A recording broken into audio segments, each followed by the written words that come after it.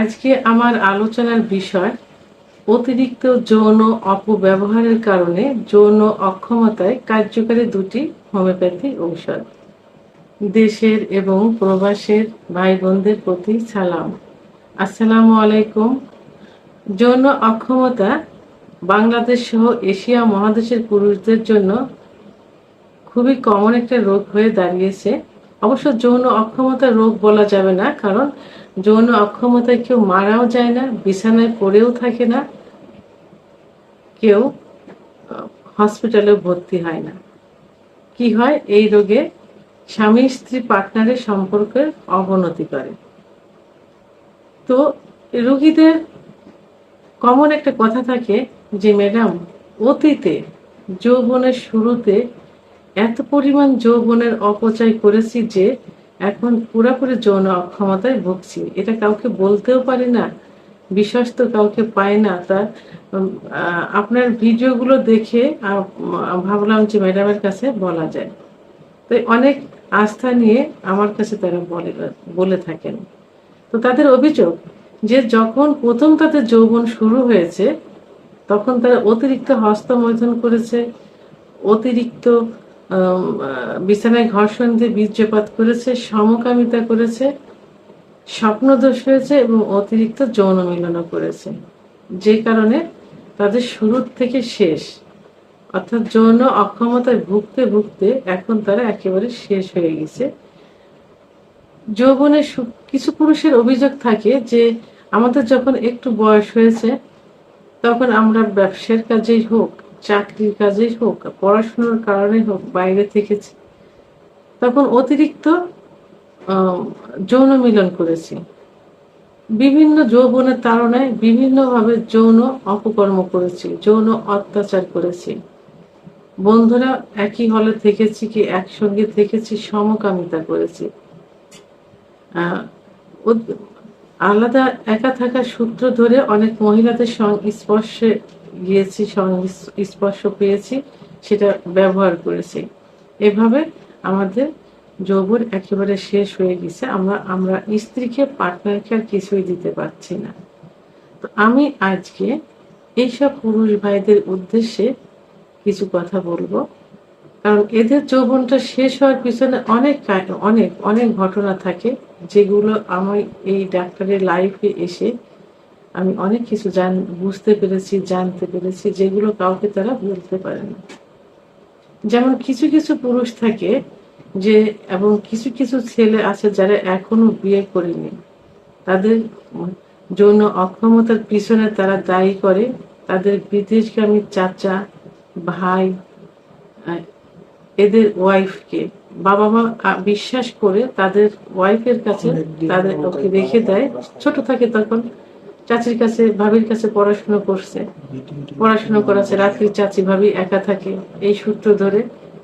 তো এখানে তাদেরকে এমন ভাবে ব্যবহার করা হয় যে তারা পুরো শেষ হয়ে গেছে। এখন তারা বাবা মার কাছে বলতে পারছে না, তারা রিকোয়েস্ট করে যে ম্যাডাম এই বিষয়ে আপনারা একটা ভিডিও করেন, যাতে আমার মতো যে গার্জিয়ানরা, বাংলাদেশের সব গার্জিয়ানরা যেন সচেতন হয়, কারণ তারা যৌবনের অপব্যবহার শিকার।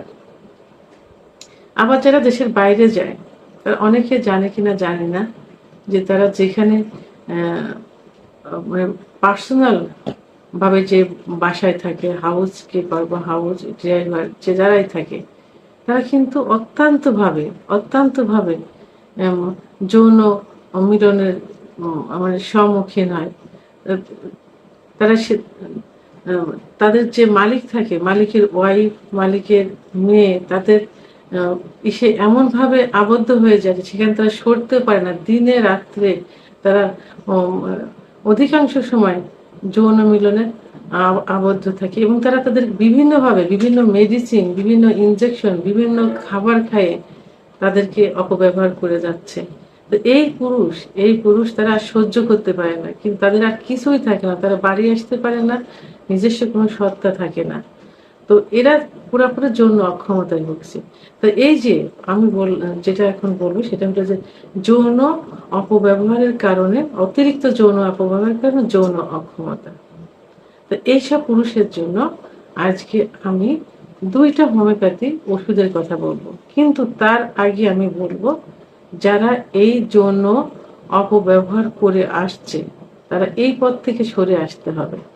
আমার এই ভিডিওটি যদি সবার কাছে এইভাবে পৌঁছায়, তাহলে আমি তাদের উদ্দেশ্যে বলবো, গার্জিয়ানের উদ্দেশ্যে বলবো, অন্তত ভবিষ্যতের কথা চিন্তা করে, স্ত্রীর কথা চিন্তা করে, বাচ্চাদের কথা চিন্তা করে, ভবিষ্যৎ বংশধরদের কথা চিন্তা করে এই পথ থেকে দূরে সরে আসতে হবে। কারণ আপনার দেখে আপনার সংসারে অশান্তি হবে, সেটা বাচ্চাদের প্রভাব পড়বে, আপনার বাচ্চার উপরের প্রভাব পড়বে। তো সব দিক মিলিয়ে সুখী সুন্দর একটা জীবন যাপন করার জন্য আপনারা এই পথ থেকে ফিরে আসেন।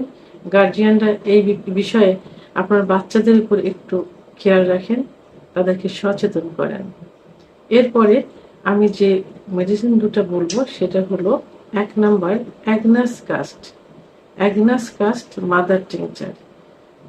যারা অতিরিক্ত যৌন অপব্যবহার করছে, মাস্টারবেশন করছে বা হস্তমৈথুন করছে, বিছানায় ঘর্ষণ দিয়ে বীর্যপাত করছে, চোখ মুখ কোঠারগত হয়ে গেছে, দেখতে বৃদ্ধের মতো দেখা যায়, তাদের জন্য এই অ্যাগনাস কাস্ট মাদার টিংচার খুবই গুরুত্বপূর্ণ ভূমিকা পালন করে থাকে।